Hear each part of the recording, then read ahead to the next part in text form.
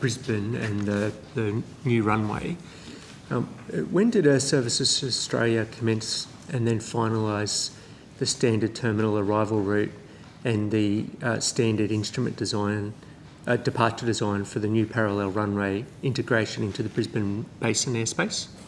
Senator, I have to take that specifically on notice, but the finalisation of it would have probably been about 12 months before the opening of the runway, which would have been mid last year, so you're probably talking around 2018-19, but I'll correct that if it's not correct. Yeah.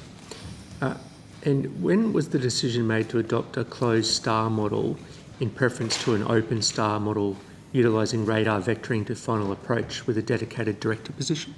Senator, I have to take that on notice for the specifics. But I presume it was in that same time period? That may have been earlier because it's one of the design principles that across I'll call it the country in introducing standard terminal arrival routes that we try to go where we possibly can to closed stars is the Anacron Forum, which is the only place that has open stars is Sydney Airport. Okay. Was the closed star model peer reviewed by other airline navigation service provider? And if so, when? And was it after or before the adopted model was selected? So as I said, closed stars has been a design philosophy that we've had in the airspace for since standard terminal arrival routes were introduced in the mid-90s. But in regards to Brisbane, I would have to take that on notice. Okay. So you say open star is at Sydney Airport, was it? Sydney has an open star. And is that the only capital city? To my understanding, is the only capital city where there is an open star. The other stars at other routes, so for example Melbourne, are closed star where they take them all the way to the runway threshold. The difference between an open star and a closed star is that the tracking is all the way to the threshold with the closed star, with an open star to a certain point, and then the air traffic controller will then vector the aeroplane onto final approach. Okay. And why was a closed star model chosen? Is it more suitable for Brisbane? It's what we use across the country, and it's more suitable and it's more predictable and it's better in traffic management overall, right, because it allows the aircrew to manage the flights all the way to the threshold rather than getting to 20 miles and then not knowing how long they're going to be vector for, how many track miles to run, and when you're trying to manage the aircraft flows, it's a much more efficient way. And does this mean there would be an increased frequency over a particular geographic area on entry?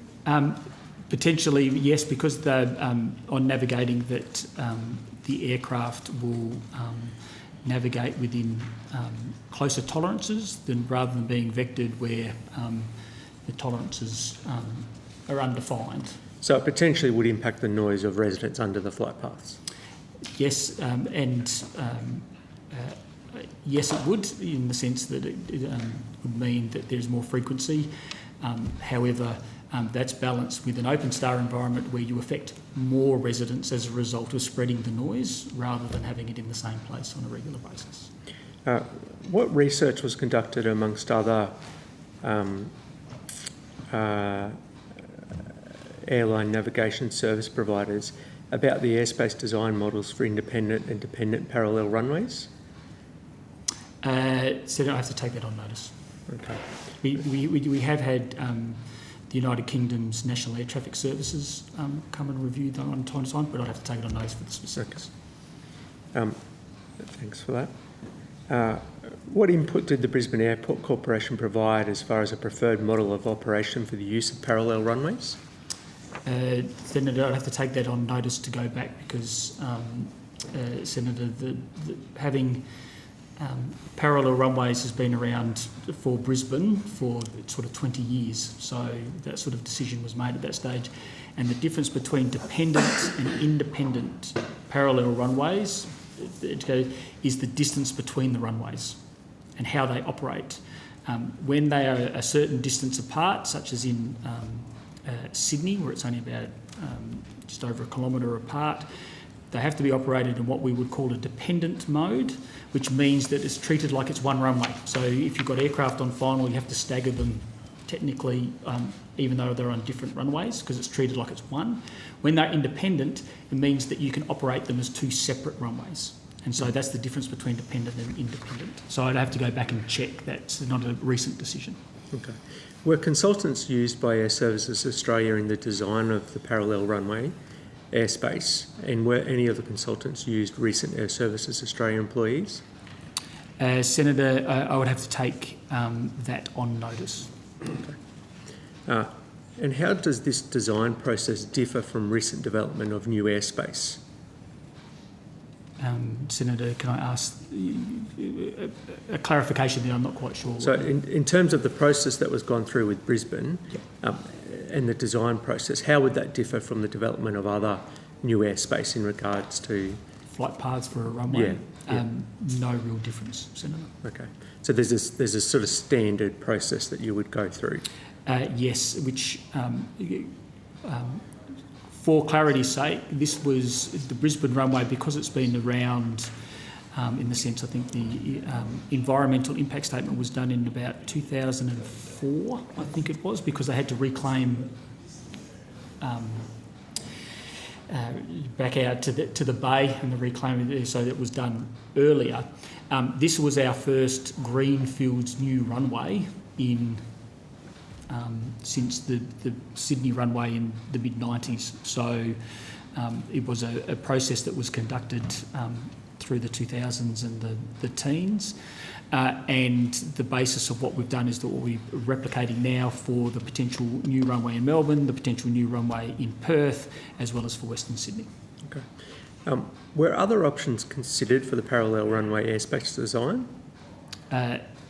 There most likely would have been, but I'd have to go back and take on notice when and what the considerations were made to end up with the final model.